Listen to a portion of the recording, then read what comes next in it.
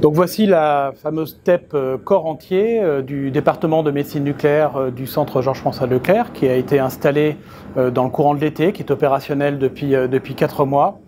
Cette machine, qui est la 3e de ce type en France métropolitaine, a été acquise conjointement par les 2 établissements hospitalo-universitaires de santé, c'est-à-dire le CGFL et le CHU de Dijon.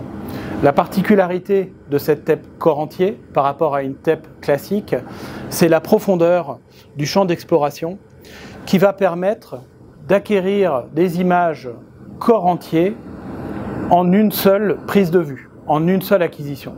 Donc le premier avantage, c'est un gain de temps considérable. On va diviser par 3 le temps d'acquisition nécessaire, c'est-à-dire le temps que le patient va passer dans cette machine.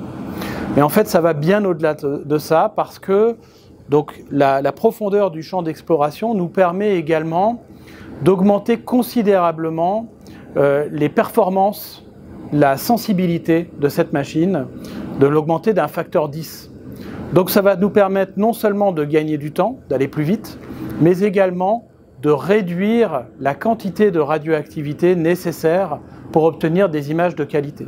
En pratique, depuis que nous avons installé cette machine, nous avons divisé par 3 la quantité de radioactivité administrée aux patients.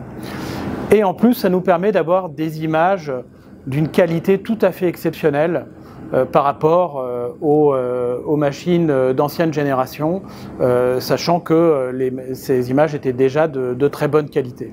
Donc on a un gain de temps, donc plus de confort pour le patient. Ça nous permet également de répondre à l'augmentation de la demande et de réduire les délais pour obtenir ce type d'examen. On est passé de 3 semaines de délai à 1 jour.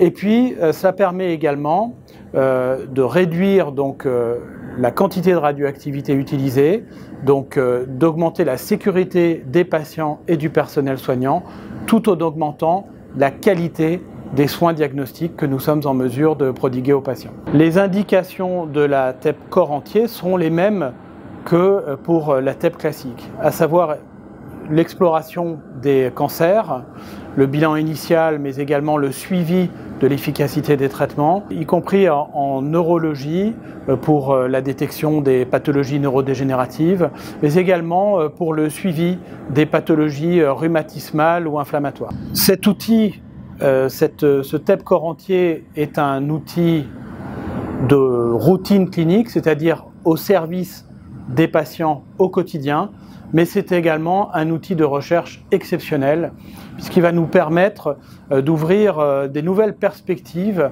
dans le développement de l'imagerie fonctionnelle et moléculaire, en nous permettant de faire des acquisitions dynamiques qui vont nous permettre de mieux comprendre la biologie, la physiopathologie des tumeurs cancéreuses.